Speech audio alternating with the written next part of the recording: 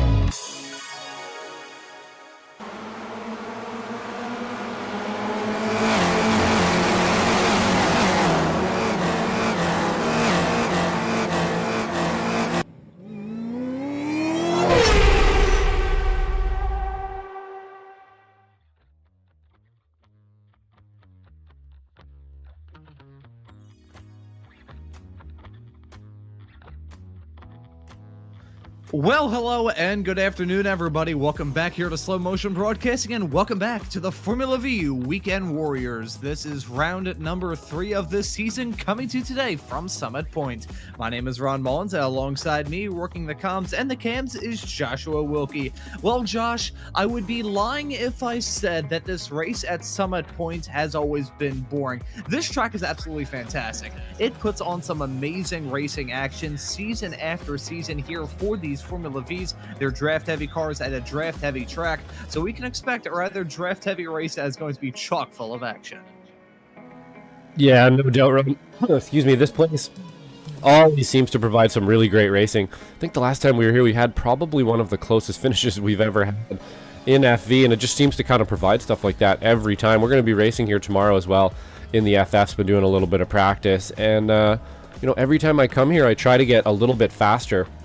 And it's just a really hard technical track to kind of extract time from, Ron. Super quick, super twisty, pretty narrow, big long straightaway in the front there to try to get a good good draft down, and I think we're going to have a lot of fights into T1.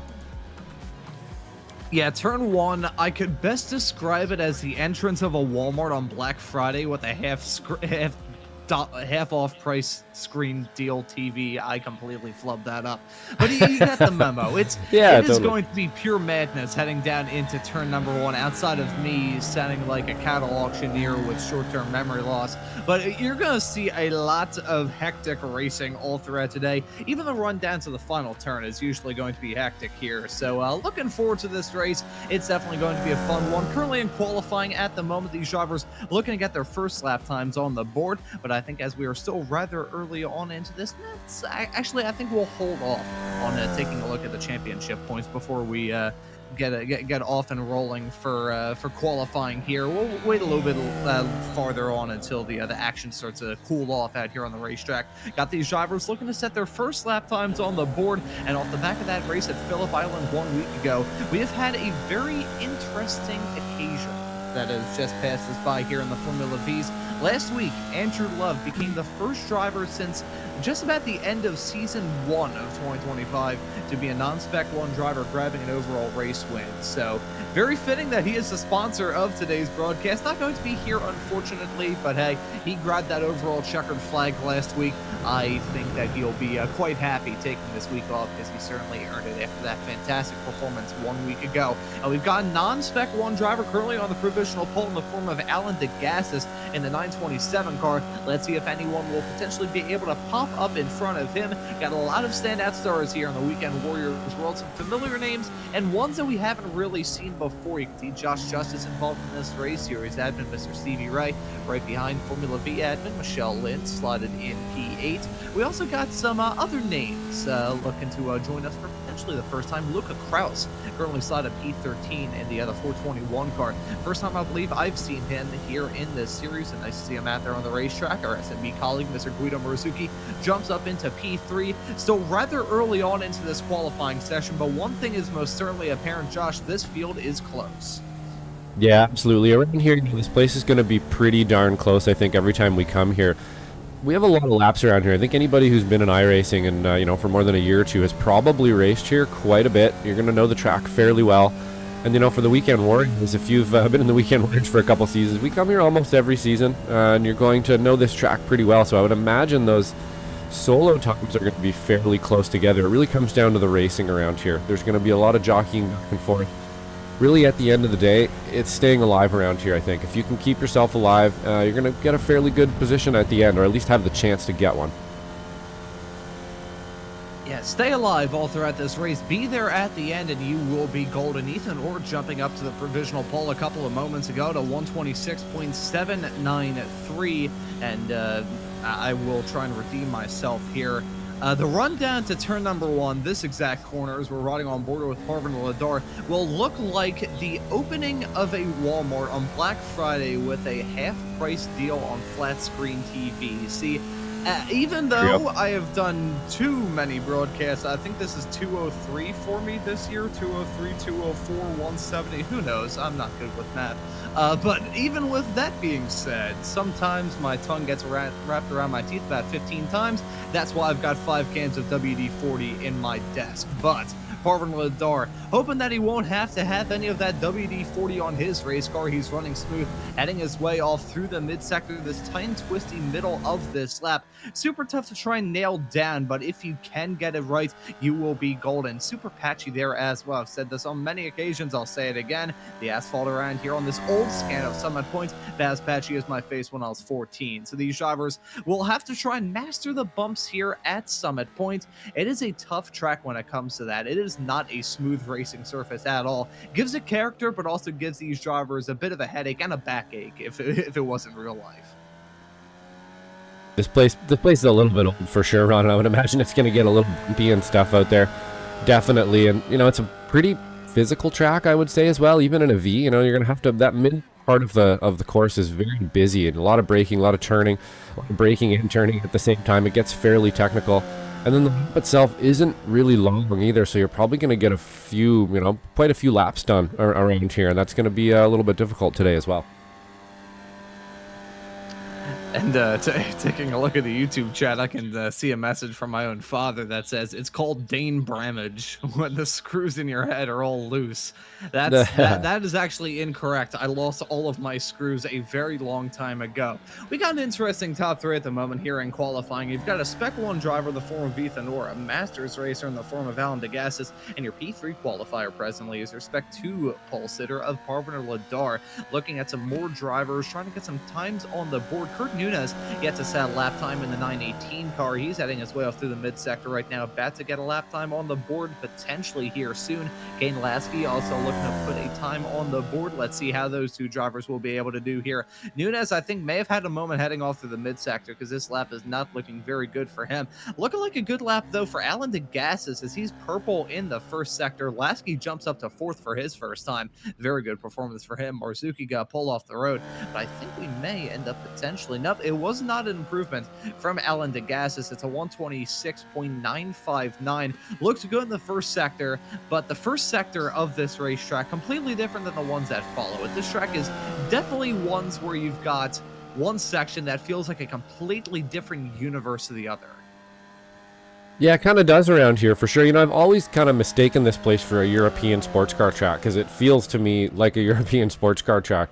And every time I come here, I have to remind myself that it's not. And I think that's kind of sort of what we're getting at there as well. It does have this sort of quality to it. It's definitely an old school quality, if anything. It's sort of an old school Can-Am track, I guess you could say, from back in the day in North American tracks. And we don't have a lot of these left out there. It's always fun to come by here for sure. Yeah, this track there in West Virginia, just barely inside of West Virginia. Years ago, this was, I say years ago, this was back in 2023. 2023, 2022, I can't really remember exactly what year it was. I was planning on potentially going to a autocross event here at Summit Point, and ended up not doing that, but in the process of thinking that I was going to do it, started to look at some hotels around there, and the closest hotel to the track is actually in a completely different state. You've got a race going on in West Virginia, and I would have to stay in a hotel that was in actual Virginia, so rather funny how stuff like that works from time to time. This is very rural part of a very rural state. I've gotten a couple opportunities to drive through a small little bit of West Virginia. If anyone's ever been on I-70 through West Virginia, you will know it's basically a 25-mile long dash driving through the mountains before you end up in Pennsylvania if you're going east, or Ohio if you're going west. That's the only bit of West Virginia that I've gotten the opportunity to drive through at the moment, but it's a very beautiful state. My now late aunt Doris used to live here, way out into the woods, and a very rural part of West Virginia. Actually, I think it's the part that is just completely blanked off from technology as well. So funny how this all works in today's modern age. Justin Huffman, first time I've seen Justin show up in one of these races in a little while. He's currently slotted in P4, a real-life Formula Enterprise 2 driver with the SCCA, currently your fourth place qualifier, with time slowly but surely running down here in this qualifying session, past 10.5 minutes. Looking good for Ethan Orr, who still holds on to your front row, holds on to your pole. Alan DeGassis set to join him on the front row as it stands presently. Parviner Ladar, though, making up that top three consisting of all three of our different classes. Funny how that works. Yeah, for sure. So we got it. Oh, my bad.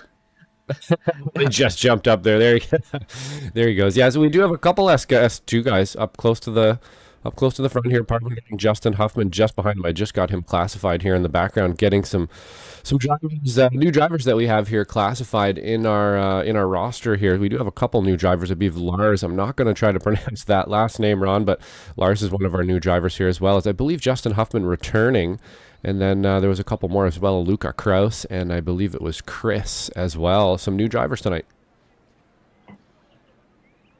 And Chris Melton, it'll be nice to see what he does in this race. I think he may have shown up last week, but I don't believe he was a member of the league until this week. So nice to see him out there on track. Nice to see some returning names and some new names as well. The Formula V Weekend Warriors continues to grow here.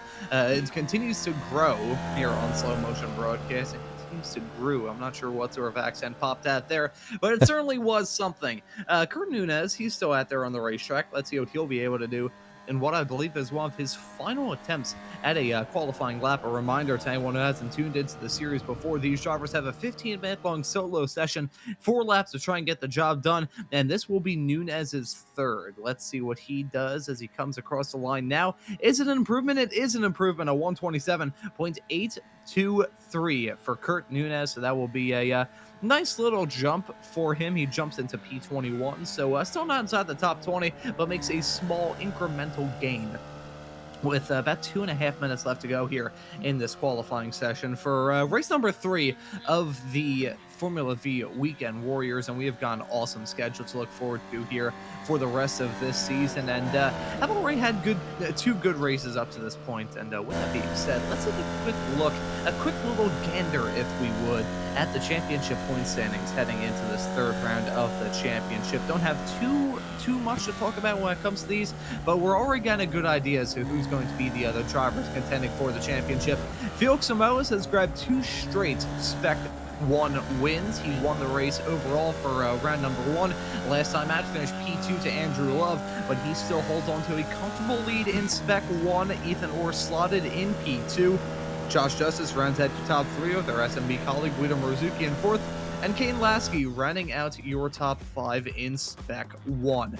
We'll take a quick look at Spec 2, where Andrew Love, with that win last time out, has been able to jump into a 10-point gap to himself and Parvin Ladar, although, of course, with Love being out this week, that will definitely play into the hand of Ladar, as he will most likely jump into the championship points lead unless he gets struck by a falling anvil. Dan Szynski slotted in 3rd, Michelle Lynn in 4th, Jason Grider rounds out your top 5 in Spec 2. And finally, we're going to take a quick look over at the Masters class, where, as you can see right now, it is Alan DeGassis in the points lead with a quite comfortable margin between himself and Antonio Reese. Wayne Buttermore in 3rd, Jim Brewster, series admin and reigning Masters champion, in 4th, Brad Cathcart class in 5th, with Kurt Nunez rounding out your FV Masters drivers that have scored a point up to this point here in the season. So very early on into the championship, so can't look too much into all of that, Josh, but the same familiar names up towards the front in all 3 classes. Yeah, it seems to be that way, doesn't it? We've got same kind of group of players up at the front, but a track like this can really throw a wrench in the gears and those plans and stuff. And we definitely have some drivers, from mid-pack and even from the back of the pack there that are starting to find some pace. Everybody kind of getting cohesive here, so we should see a pretty good race today. And we have some new drivers as well. We'll see how they get placed out today, see how well they jockey for position and so on. It looks like our friend Chris here just about to finish his last lap, and that's not going to improve him at all, so he's going to end up in 24th for I believe this might be the first race that we've seen him in here with us. Yeah, and potentially in his series debut. I think I saw him last week in maybe the Formula Fords. I recognize that Moose Knuckle Motorsports driver. So let's see how he'll be able to do in one of the coolest team names I've ever seen. Let's take a look at the starting grid, though. It's a summit point race, so we have a shortened pace lap, so we have to burn through this as quickly as we can. It's Ethan Orr in 1st, Alan DeGassis in P2. Kane Lasky will start in 3rd alongside Parvner Ladar in 4th. It'll be Justin Huffman starting in P5 alongside him. On the 3rd row will be Nate Colacio. Felix Samoas, your championship leader in Spec 1, is currently in 7th, with Guido Marzuki, our SMB colleague, starting alongside in P8. It'll be Antonio Reese in 9th, Jörg Mani rounding out your top 10, Jim Brewster in P11, Stevie Ray in P12, completing an all-Masters row number 5 and row number 6. Interesting how that works. Starting right behind Stevie in lucky number P13 as well is going to be series admin for the Formula V's Michelle Lynn.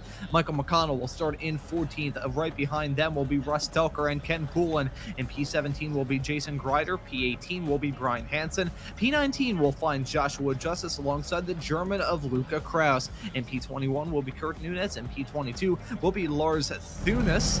In P23 will be Wayne Buttermore, with Chris Melton starting this race in 24th. And there's one more driver who I'm not really sure will take the start. It's John Toms, who I don't believe set a qualifying time and is not at there on this provisional grid before we get this very short pace lap underway. So it looks like we have 24 starters for this race, 30 minutes of racing action in front of us, 30 minutes which is going to be as close to a fever dream as we could imagine while being awake.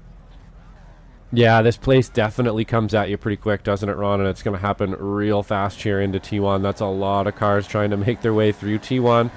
Through that, tight, twisty section down into that left-hander, that bowl corner. I'm expecting to see a little bit of fireworks between now and then, Ron. It's not an easy place to get sorted out with this many cars, and you probably want to make sure you get through these first couple laps to have a chance to finish the race and get a good position here, and that's really, really going to matter in this race, is finishing it off here as we're about to go green.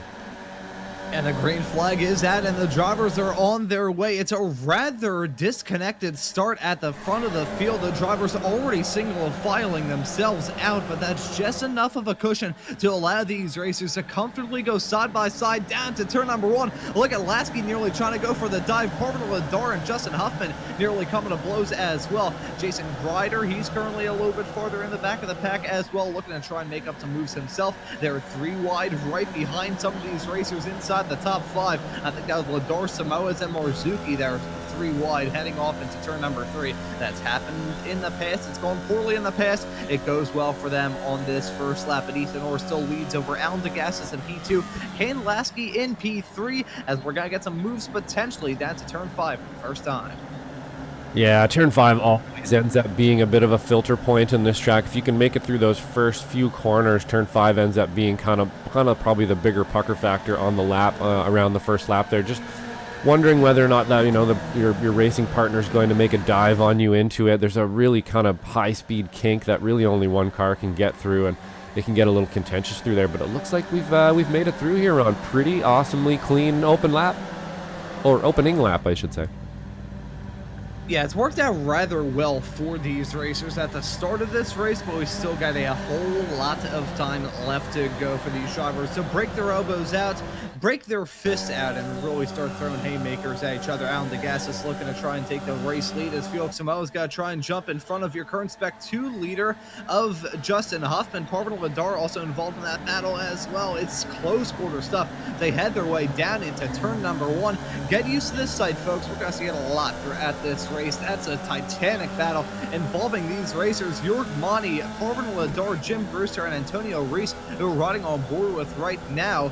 Let's see how they shake out down to turn number 3. This is a section of racetrack where if you go side by side through here, you better keep your fingers crossed that it doesn't end in disaster. Thankfully for those racers, they get single filed out for the most part down through the turn. Antonio Reese holding on to the first spot outside the top 10, as there's been a lot of movers and shakers up to this point already. Ladar getting off to a terrible start, down 6 spots, and your current hard charger at the moment is tied with many other racers gaining 3 spots. Torrance, Buttermore, and Melton. Actually, Melton now jumping into that uncontested hard charger, up 4 spots now.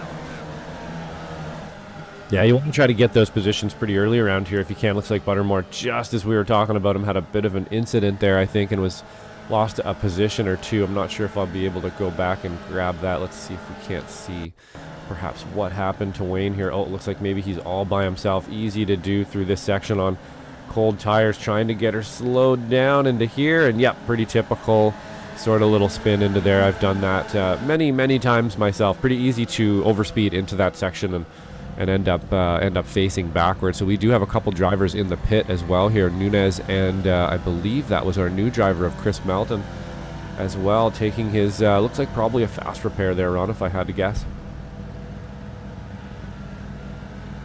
Yeah, Maybe I think both of those drivers here may have had some fisticuffs break out. It's looking like they both made a stop there, and I saw that Melton actually overshot his marker into the pits by a quite substantial margin, so he did have to back up. Kane Lasky, though, he's currently holding on to your race lead with rather intriguing-looking helmets. This may be a comparison that doesn't really hold its value to anybody. I used to have this Crayola crayon maker where you can melt together a bunch of crayons, and some of the creations I made look kind of similar to the helmet of Lasky. I'm not saying it's a bad looking helmet at all. It's a rather interesting one for sure. He's your current race leader, and Alan DeGas is having to stare at the back of his helmet as he's currently slotted second.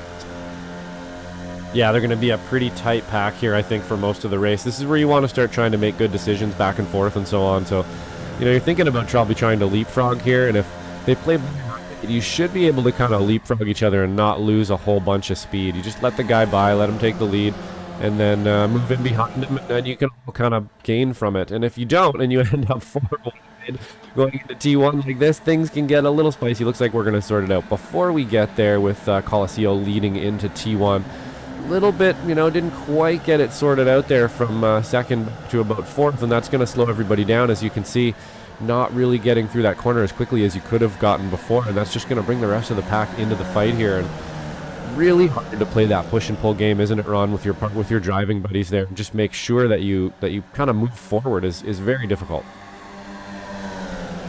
Yeah, and when you try and get those moves done to try and make your way forward in this race, you want to try and do it knowing fully well that you will end up losing at least a little bit of time and causing the field to be as packed up as it is right now. From Michelle Lynn in P12 all the way through to your race leader of Alan DeGassis, it is just about nothing. And if the 1.5 second gap between Josh Justice and Michelle Lynn gets brought down a little bit, we would find ourselves in a situation where the top 17 are all just vacuum sealed together. It would be fantastic for us in the commentary booth. For these drivers, on the other hand, I think there's one word to describe that, and it would be actually 2 words: horrifically stressful.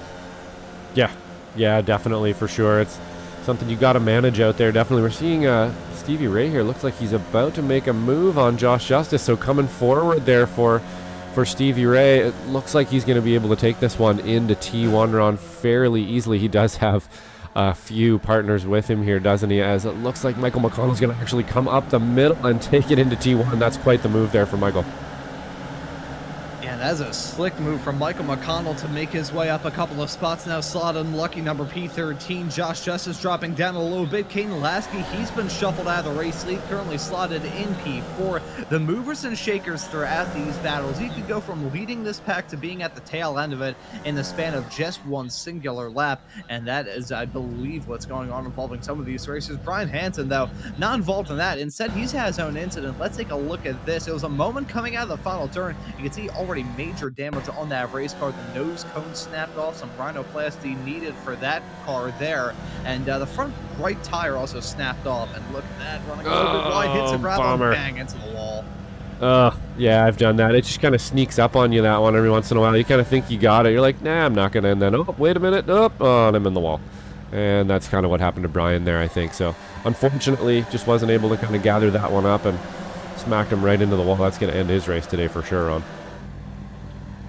Yeah, that's a real kick in the shins for him. Tough break to have that moment happen. Very easy mistake to make, though, through the very challenging turn number 10 here at Summit Point. Let's see if anybody else will have their own difficulties. Can see some gravel and some dust getting kicked up as some drivers run wide a little bit farther in the back of shot. But here we go, 2x2 into turn number 1. It's Oren Coliseo and Lasky and DeGassis battling hard off into the turn. Coliseo looking to jump his way up into the race lead, and it looks like he will be able to get that done. Alan DeGassis is going to provide a little bit of assistance for him, but nope, not gonna do that for much longer, as I thought he was gonna try and stick it 3 wide coming out of turn number 2 into 3, but remains in second. Coliseo is still your race leader, and I want to raise this now before stuff hits the fan.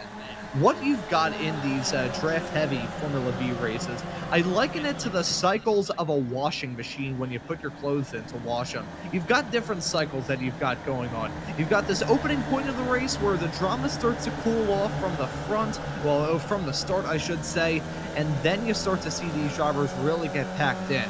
That stage comes to an end where you have a pretty big accident from these racers battling hard. No, nothing bad about these racers. It's just when you have 13 cars running nose to tail for so long, something is going to snap at some point. So we're still in stage 1. Then when that crash happens, we're going to be in stage 2 where these drivers start to take it a little bit easy. Then there's going to be another incident that will snap us into stage 3, and then we're going to have a bare knuckle fist fight through to the fall of the checkered flag. They're 3 wide, heading their way down that start-finish stretch. Or Coliseo and DeGassis battling hard. DeGassis, a Masters leader, looking to get that move done down the inside to turn number 1. He backs out of it. Now it's Kane Lasky looking for something to work around the outside off into 1. Looks like Ethan Orr and Coliseo will still try and battle hard. Coliseo in that Chiquita Banana car slips his way back up into the lead. Yeah, you can see the restraint there on Lasky to not kind of let the car roll a little bit, because he was probably going to tap that car in front of him and stuff. Very difficult stuff to do. You could tell He probably had even a bit of a better run through that corner, but he's holding the brake, making sure he doesn't make contact, kind of analyzing everything in front of him, hoping something's going to happen. And that's sort of what you need to do around here. You kind of need your head on a swivel. You need to be 2 or 3 steps ahead of yourself, have a backup plan when something happens, and that's going to be the driver who probably comes out on top today, the one that's got a bit of a backup plan and stuff going on. And like you said, it is kind of a stage sort of thing there. It starts off kind of frantic, and it's frantic for a lap or two, and then it sort of settles in for the wash cycle, I guess you could say, and then we sort of have a bit of a dry cycle at the end, and then it's a bunch of busy stuff coming out of the dryer and then out of the washer, I suppose, and that's the way it is at the end. You're right, it seems to get always very tense at the end, and we're going to have some kind of an incident. Hopefully we can miss that mid-race incident like you were talking about. Sometimes we're able to get through that one and not have it. We almost always have some kind of a getting together near the end of the race, don't we? I feel like we need a graphic here on slow motion broadcasting, a weather forecast, and a weather radar to see if there's any falling anvils coming for these racers. Justin Huffman dropping down a little bit as he heads his way off into turn number 1, stuck on the outside and now going to get his doors blown off by Jim Brewster and potentially some others. Huffman getting a good run out of the turn, but he has to lift big time out of it. So Huffman going to still be slotted in P7 in the 123 car, currently still running strong and is your Spec 2 leader as it stands presently. We do have ourselves a very good battle though with these Spec 2 racers. You got 3 of them involved in this pack. Justin Huffman, who we continue to follow in P7 in just about the middle of it. You've got Parvin Ladar though and Michelle Lynn right at the tail end of this field. Parvin Ladar, very good racer here in the Formula V's. Michelle Lynn, series admin and reigning Spec 2 champion. So as much as Justin Huffman may have the upper hand at the moment, I don't think that Spec 2 battle is anywhere close to settled. Yeah, no, that's a great point, Ron. I think, if I was Spec 2, I really wouldn't mind Parvin Ladar or Michelle Lynn's a position here, to be honest. You can kind of just observe. This is really early in the race. There's a lot of cars in front of you. The chances and the odds and the percentages are very high that some of the cars in front of you are not going to be there by the end of the race. And if you can kind of hold out and just watch that happen and not get caught up in it, you're going to make up some positions really easily just by being there.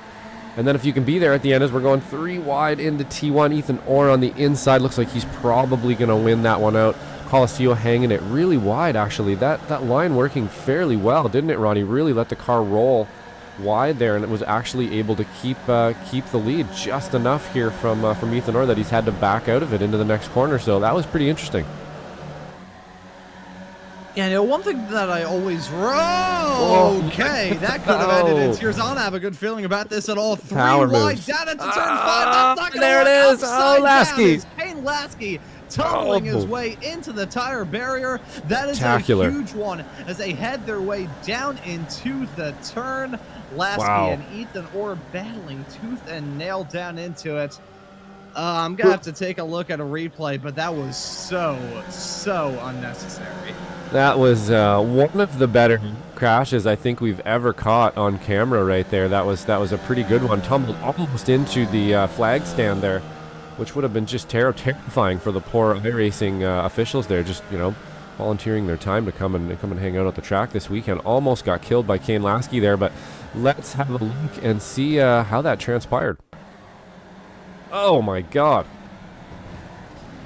On Guido Marzuki, he had a wild ride as well. I think he may have actually ballparked it, an immediate alt F4, understandably so, from Marzuki getting caught out, the innocent bystander, and all that drama. Let's take a look at this moment as he heads his way off through the track. There's Lasky tumbling, and in all of that, DeGassis went across the track trying to get that car woed up, and in the process of that, Marzuki had absolutely nowhere to go. I'm going to hold off on saying it until I get 100% official word as to who the car was on the inside. I believe it was Ethan Orr in all of that drama, but you can see that wild ride from Lasky tumbling his way through the runoff area. Lasky again having that moment. I want to see that. Oh, it's more drivers involved on that drama as well. It's brought Michael McConnell and Josh Justice into this battle as well. Chris Melton, very lucky that he was nowhere near that drama. As Nate Coliseo, he has a 2.8 second lead. That is rather astonishing. Talk about the big developments that come out of all that as the chaos broke on behind him. He was able to run away with that virtually scot-free as take a look at another moment involving Ken Poulin. I'm curious if it's at all possible, Josh, if we can see some more angles of that drama, potentially from a, I think it's, oh, so you can see that dive down to turn number 1. Oh, no. Another moment down to 1. There. Yeah, that one looked like just two drivers kind of trying to occupy the same piece of road. I'm just going to get a better replay of it here. So it looks like you can tell they're racing each other. They're getting pretty racy here. He's showing them, okay, I'm going to take this. Goes up the inside. He tries to get the undercut on him. It just kind of understeered a little into him, I think. So just some tight racing there between those two drivers, and unfortunately getting caught up. But let's see. Well, and we're back here as we just missed something, Ron. That looked like Felix Samoa is off the road. Big one. Yeah, I think Samoa is your championship leader in the Spec 1 category, getting struck by a falling anvil off into turn number 1. Let's see what happened to the driver of the 31 car. He has his way down into the section, side by side with himself and Brewster. Don't think that ended too well. Yeah, contact being made. More drama. That's Justin Huffman popping up into the air and all of that. Holy cow, let's take a look at this from another angle, this time with Parvin Ladar. See that contact being made between Samoas and Jim Brewster. Justin Huffman, nothing that he really could have done to avoid that drama. And as much as I said that at the end of stage 1, as I like to call it in these races, things were going to get shaken up, I feel like we can put one hand on the trophy, the winner's trophy for Nate Coliseo. He holds onto a massive lead, 4.6 seconds at the moment. Ooh, unfortunate one there for Brewster and Samoa, as it does look like Samoa has actually got into the back of Jim Brewster there a little bit, and unfortunately turned him. And you know, Samoa is never trying to turn anybody. He's a clean driver, but I think he's trying to move forward as quickly as he possibly can there, and he kind of got caught up with Jim Brewster. We know Jim Brewster is going to always fight every inch of a corner. It doesn't matter if you're the fastest driver out there. He's going to fight you anyway, and that's the way he should be out there, for sure. You know, I've had to get by him a few times, and he's not an easy guy to get around every once in a while, and unfortunately, they got tangled up there. I don't think of any fault, really, of either one of them. Just some kind of close driving. Yeah, very close quarter stuff between these racers. Ethan Orr is running right in front of these two, though. We've got our camera shot right now of Antonio Reese and Wayne Buttermore. He, I believe, was the one that kick-started all of that drama as they headed their way down to turn number 4. I'm not going to say I called it, but I most certainly called it as they went down into that section not terribly long ago. Ethan Orr, I believe he was the car to get that move done on the inside, while attempting to get that move done on the inside. Yeah, you can see he was the one at the epicenter of all that.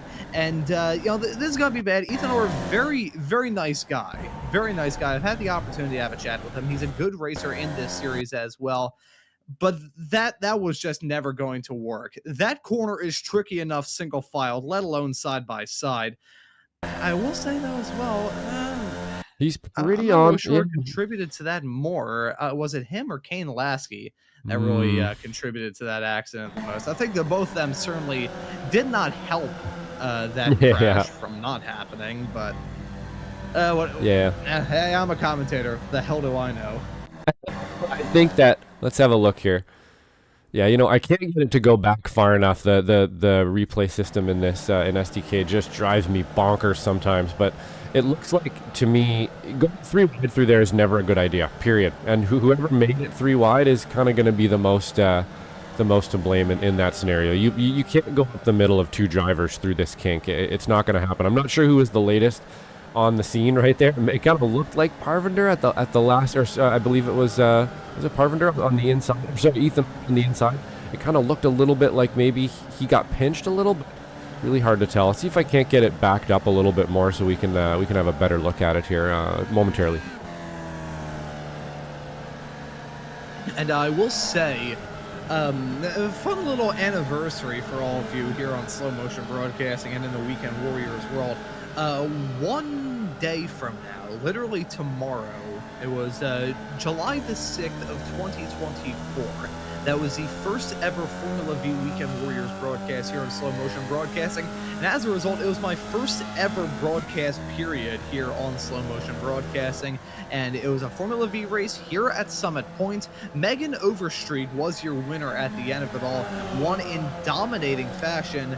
We're getting a bit of a case of deja vu in all that as Nate Coliseo holds on to a 4.7 second gap. Frankly, if he can keep that car on the road, he is going to get the victory at the end of today. That is I wouldn't say 100% insurmountable, because one mistake could really start to turn this battle on its head. But if he can keep it clean, this is golden for Coliseum.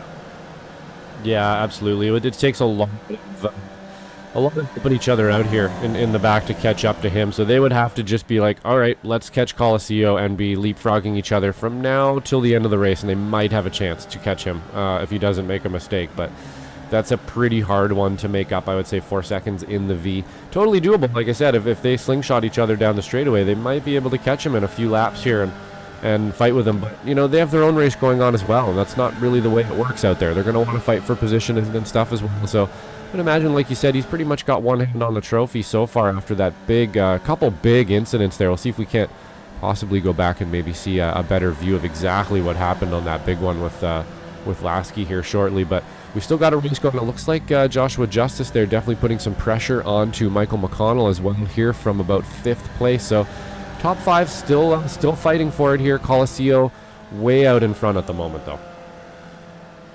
Yeah, that is an insane gap for Nate Coliseum at the present moment, and he's still trying to expand it. Just set his personal best lap of the race last time by not the quickest lap that we've seen in the world, but still, it's just enough for him to continue to grow that gap. And all the drama we've had thus far, only one retiree, and that was Guido Marzuki, had the most wild ride of anybody with the exception of Kane Lasky in all that drama. So I believe we're taking a look at that moment evolving all of those racers down into the turn. I think Kane Lasky was the last driver to get involved in all of that racing Let's action. see here. Yeah, you can see him looked for the outside on the gases and then swapped to the middle.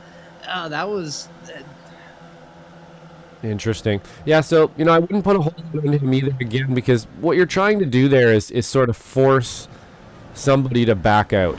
And he really did. He was alongside. He was in the middle. He was there. It was 1, 2, you know, almost a 3-second hold before they were at apex.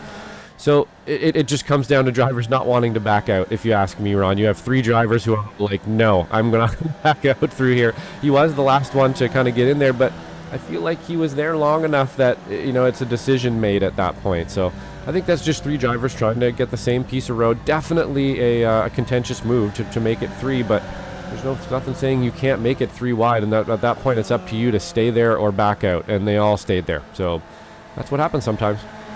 Pretty spectacular crash, though. One of the best we've seen all season for sure. So, well, thank you for that one for the highlight reel. Oh yeah, that was a wild, wild ride as he headed his way down to turn number 4. You know, I will share an experience I've had with turn 4. One time I had a screen freeze heading down into there, which, yeah, talk about a code brand moment. Holy cow, screen freeze down to turn 4 is about as terrifying as waking up in the middle of the night having to get a glass of water, and in the process of you walking down to your kitchen, you notice a tiger with rabies is sitting at the dinner table. Yeah, you don't want that. You definitely don't want that. Rabies, tiger, not good. Just a tiger itself would be terrible. Paperwork, shots, all kinds of paperwork, actually, with something like that. You definitely wouldn't want. I had a bear in my house once. Didn't have rabies, but it's not something you want. Let's just put it that way. It was a bit of a scary experience for sure. Living out here in BC, we see a lot of bears and stuff, so it's kind of normal, but generally not in your house. It's a bit of a shocker at 2 in the morning. Oh God, 3 years ago, back in the summer of 2022, we had an infestation of yellow jackets here in the house. Yellow jackets, not very friendly animals, if anyone has ever, not friendly insects. I dare even call them animals, because that's a discredit to all other animals. So as we're looking at some side-by-side racing involving, that's Jim Brewster and Felix Samoas down the start-finish stretch. Looks like a rather simple game of leapfrog between those two, as some more racing going on involving Stevie Ray and Russell Telker. That's a move from Ray, and Russell Telker briefly getting abducted by a UFO. He has rejoined the racetrack, though, so no harm, no foul, remains inside the top 10. But yeah, we had yellow jackets. They got into the walls here in this house. It was an exhaust vent and a crack in the brickwork. They got into the walls and started festering around. Now, for context, folks, despite the fact that I did the karting stuff for as long as I did, going 55 miles an hour-ish in a go-kart at the age of about 8-ish, I am absolutely terrified of a vast majority of flying insects, especially wasps and yellow jackets. I got absolutely stung to crap by some yellow jackets when I was a young kid. And ever since then, I've never really been able to look at them with any sort of feeling apart from absolute terror. So you can imagine my fear having to kill one of those. I tried throwing a phone book at it, and in the process of that, I missed. Had it all on video, which I may share on one of these broadcasts one day, maybe on Ron's Race Nights tonight here on Slow Motion Broadcasting. Terrible plug, I apologize. But threw the book and ran downstairs sounding like Curly from the Three Stooges. So there you go.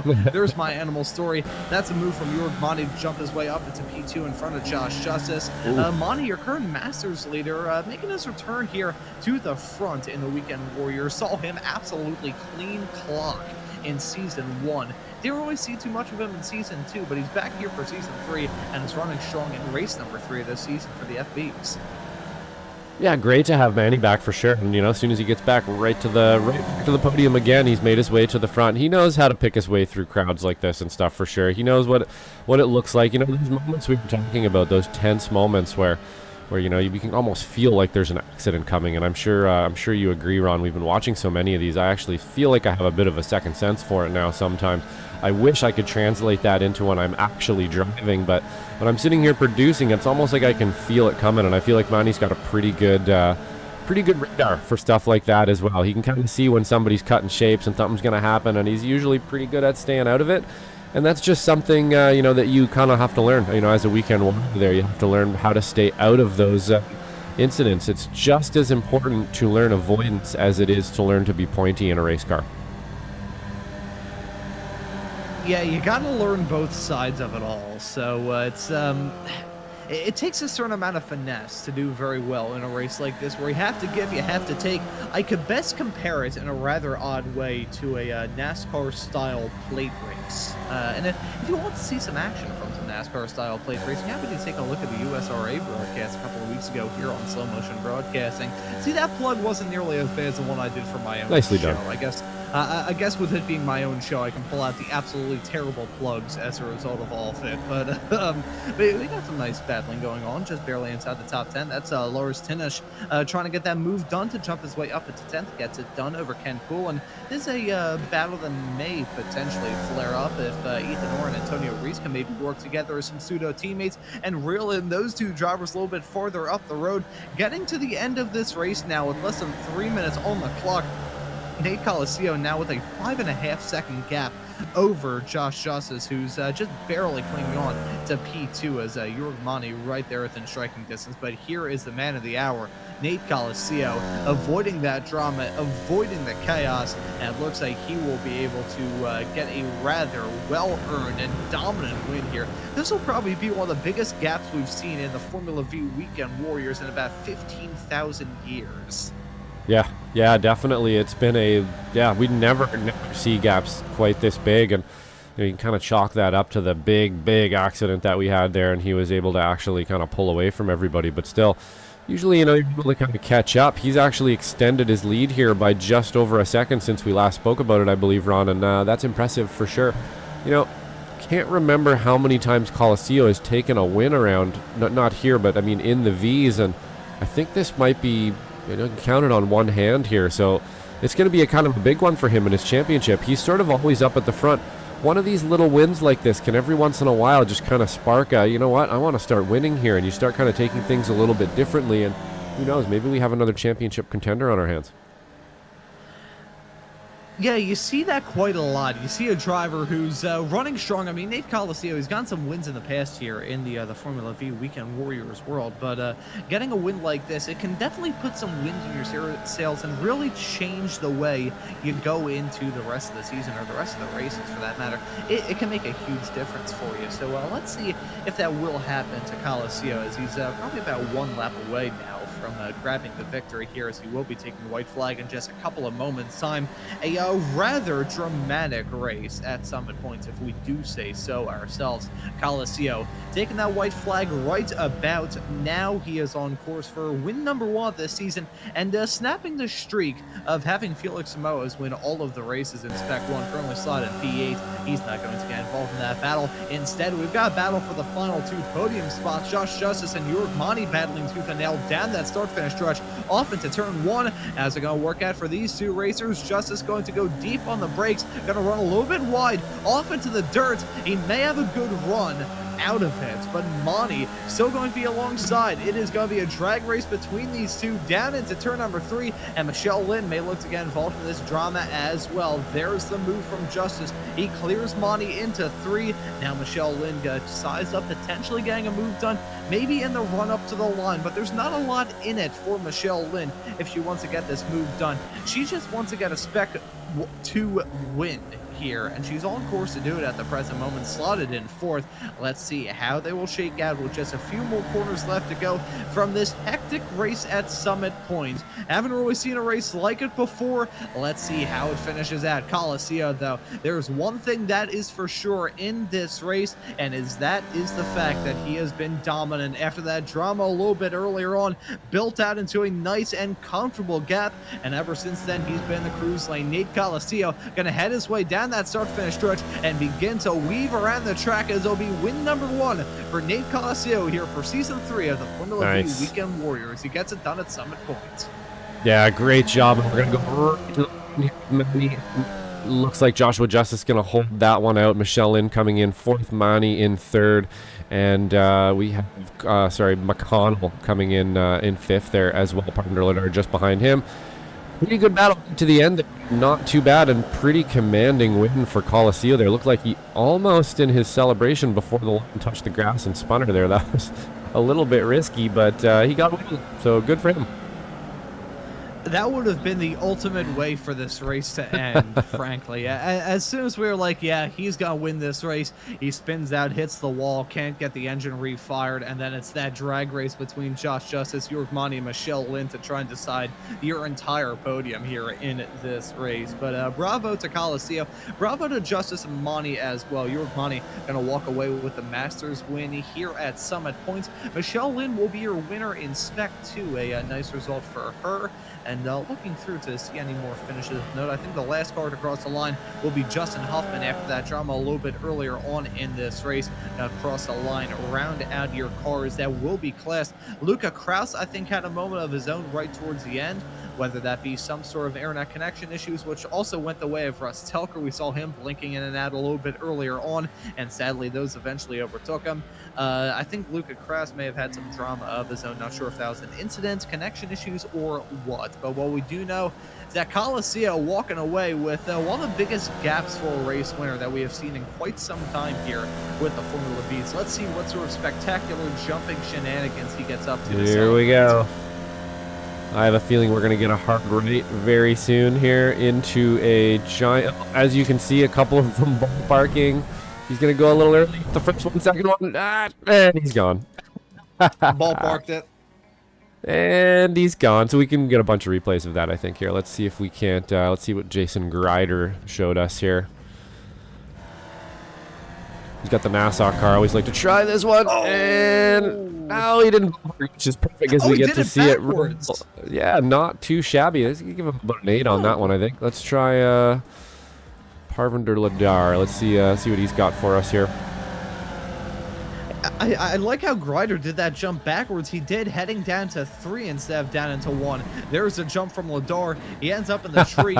You know, you hear about birds in a tree. I'm not sure if a Formula V in a tree really has the same ring to it, even though it does in fact rhyme. But yeah, be in the tree. There we go. Here's a moment for Ethan Orr. Take out the cones. Up in the air he goes and gets abducted by a UFO almost instantly. These drivers clearly hitting 88 miles an hour. They're getting sent back into the pages of history with these jumps. I'll go on board with him here. Oh, is this the right one? Oh, yeah, it is. Oh, what crazy gyro, in fact. Yeah, the gyro these things do in the air is pretty interesting. It's like they have a gigantic weight spinning around in them in the middle when they're in the air, like the motor's centrifugal force is wanging it around in the air. Pretty interesting stuff, but always fun to burn them down at the end, Ron. And getting a view in the grandstands, I'm not entirely sure if we can show this here on slow motion broadcasting. At the end of a very dramatic race here at Summit Point. Your race winner, though, at the end of it all is Nate Coliseum. We'll get those results loaded up in just a few moments. There we go. Perfect timing.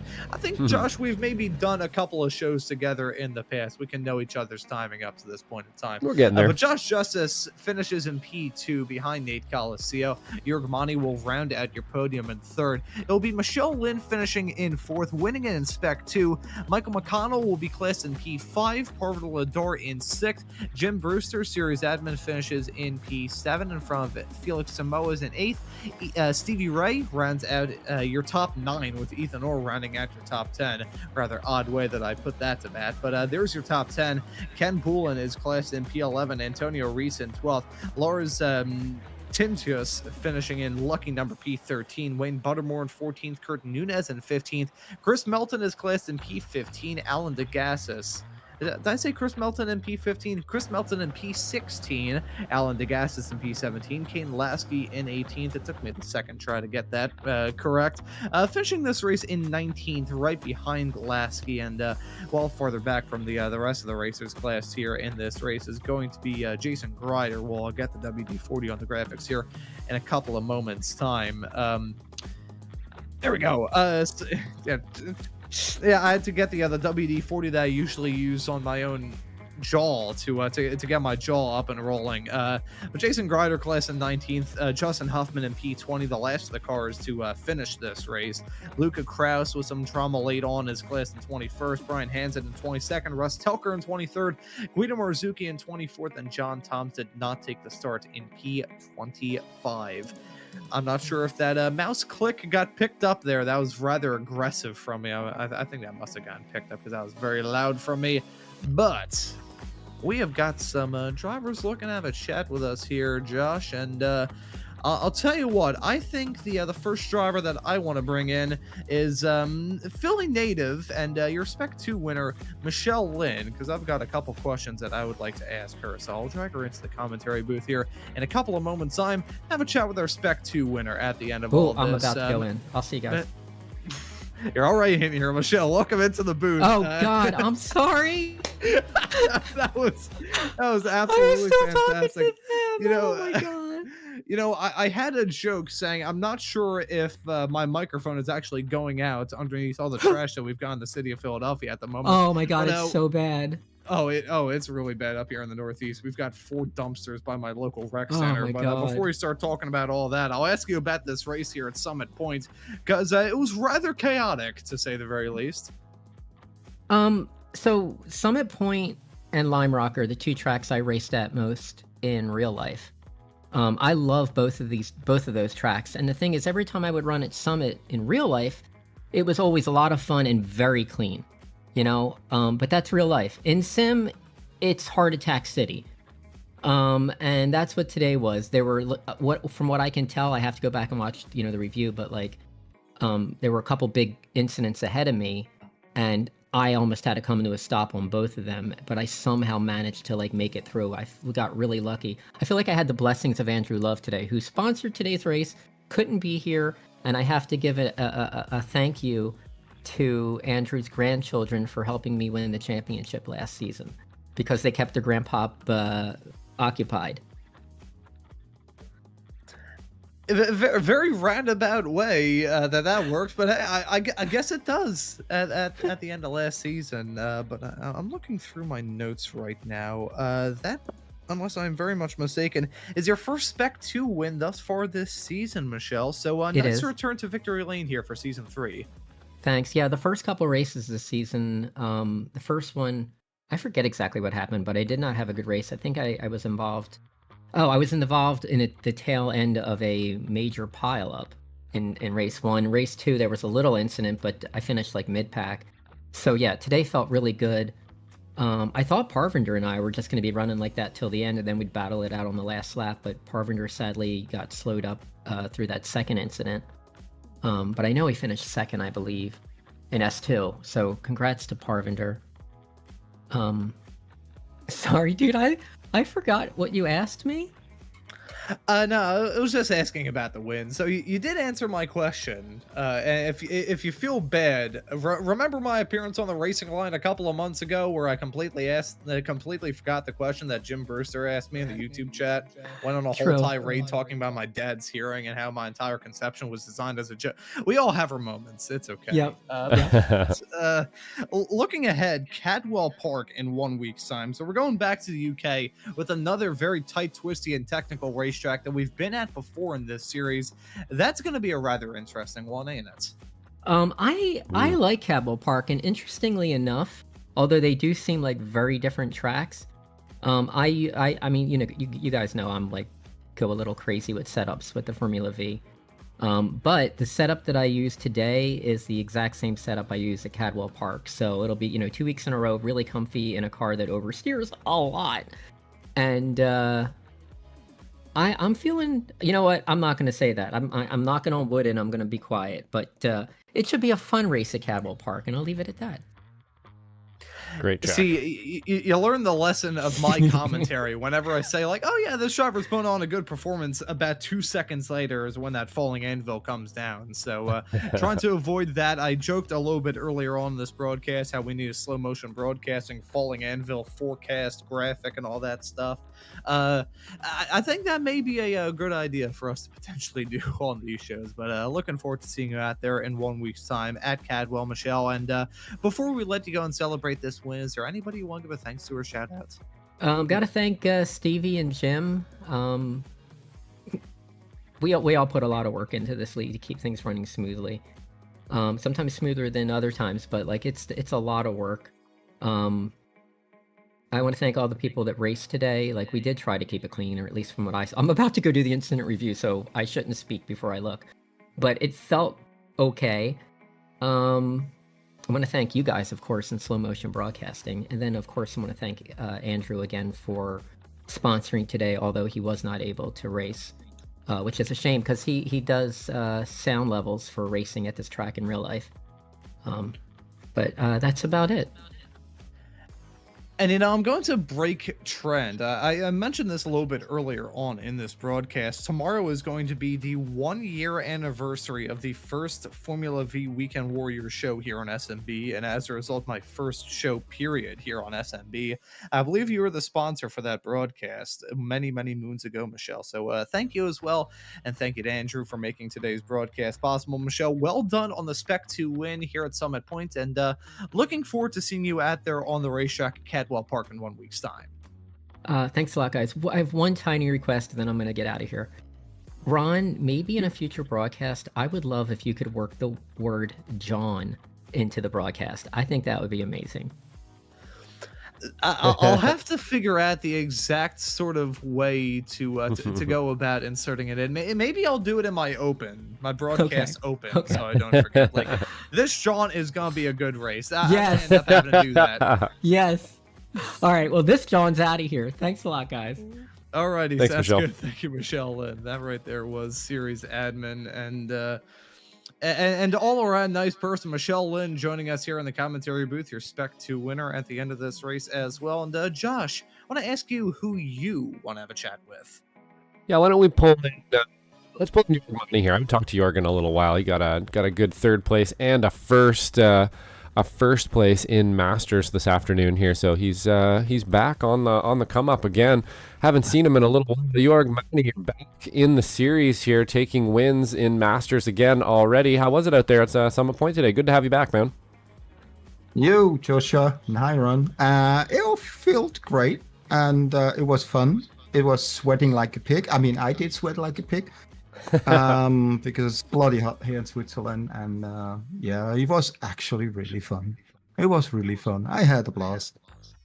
Excellent. Yeah, we always like racing around this track for sure. Always seems to provide some good racing for sure. On the run up at the beginning there, kind of mentioning that this is a place you kind of just need to survive around. If you can kind of jockey for position and stay alive, you're probably going to make up a bunch of positions, and it looks like kind of that's what happened today for you as well.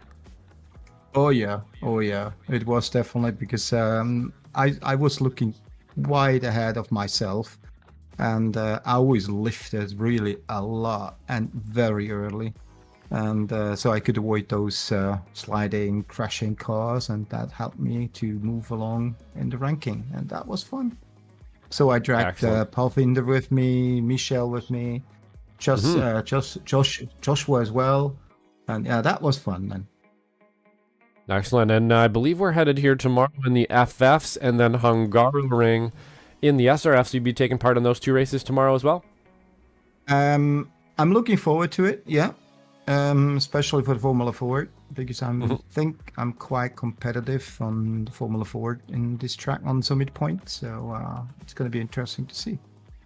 Excellent, right on. Well, I will be there with you. I'm pretty good around here as well. I'm feeling like I might be able to get a little pointy, but we'll see. Again, it's going to be sort of a game of survival, I think, out there as well, over 40 minutes around here in the FF. Yeah. It's a pretty tight track, so try to keep my nose clean, and hopefully you will as well. But great win in Masters. Good to have you back. Is there anybody you'd like to thank out there, York? Yeah, you of course, and hey, and you guys as well. I always like to watch the videos afterwards anyway. And of course, a shout out to Michelle as well, because we worked very good together in the last race, and it makes really fun to drive like that. Excellent. Right on, York. So we'll catch you tomorrow. Great win today, and good to have you back. Thanks a lot, guys. And yeah, see you tomorrow. Take her easy. And that right there was Jurg Mani, your time for one more here at the end of this race. And yeah, I do believe we have time for one more. And I think we'll drag in series admin Jim Brewster to have a quick little chat with him at the end of all this. Jim, welcome into the broadcast booth. And we're hoping that the broadcast booth is a bit more tame than the other racetrack was at there here today.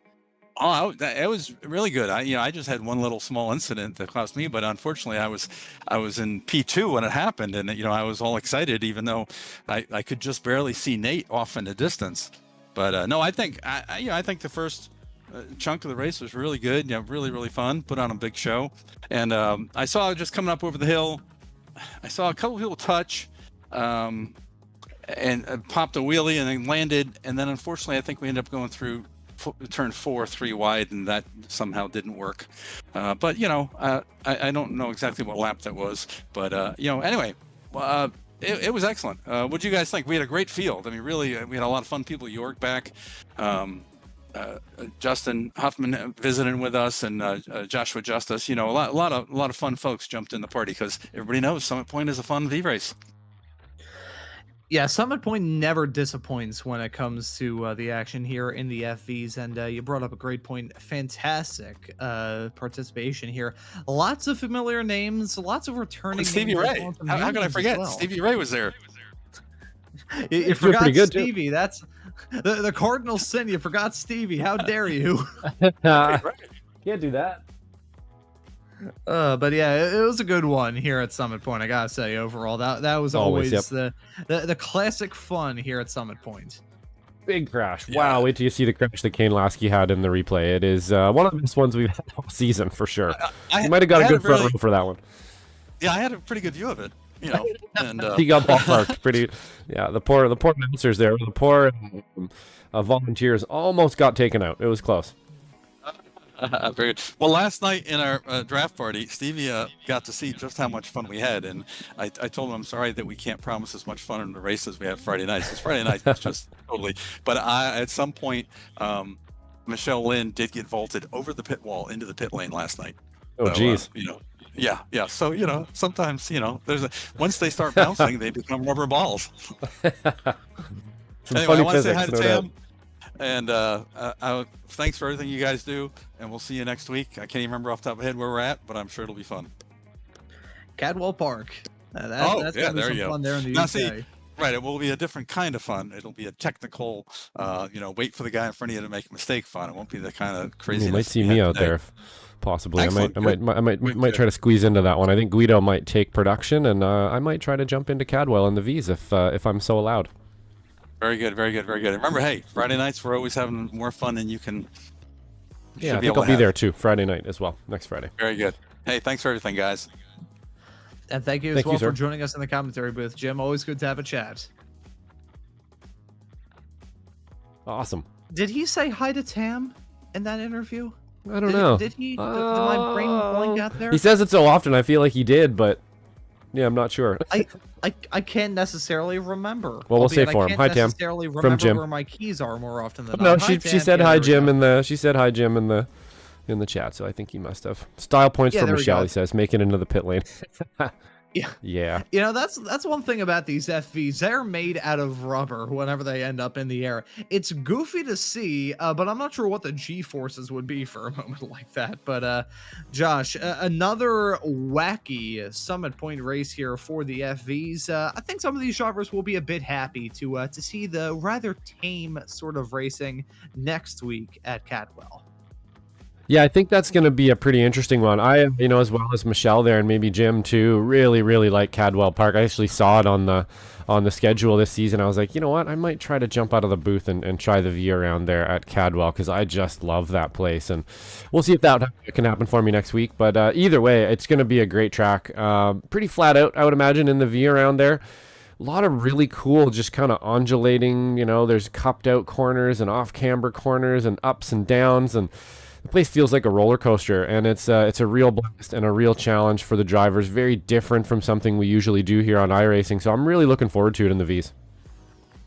And looking forward to the rest of the racing action that we've got here on Slow Motion Broadcasting. Every single week here on SMB, we have got something for all of you to sink your teeth into. Tomorrow, we've got the action from the Formula Ford and the Spec Racer Ford Weekend Warriors. The FF's going to be here at this exact same racetrack. That definitely got picked up on the microphone. For the Spec Racer Fords, though, they're going to be running at the Hongaro Ring, and that will be a rather intriguing race in and of itself as well. You can always catch the action from XSLR. A couple more races left to go in their season. In the week, you can catch the action from Sim Races Group, the F3 and F4 series running with the not the FFs. The FFs you can catch on Sundays, the F4s you can catch on Tuesdays, and the F3s you can catch on Wednesdays. And in fact, later on this evening, we've got a rather different style of racing compared to what we had here today. Week 3 action from Ron's Race Nights. You'll be able to catch me on the broadcast with Street Stocks action at Martinsville. That is going to be a rather interesting race. Hey, it's one day after the 4th of July, and talk about an all-American combination. You got some NASCAR racing on an old school, old-fashioned short track. So a lot of good stuff to look forward to here on Slow Motion Broadcasting. Gives you a good reason to subscribe so you never miss out on any of the racing action. But as for this broadcast for week number 3 of the Formula V Weekend Warriors at Summit Point, that will do it. So for myself, Ron Maunz, and Josh Wilkie working the comms and the cams with me on today's broadcast, I say thank you all so very much for watching this broadcast on SMB today, and we hope to see you all wherever it is in the not too distant future.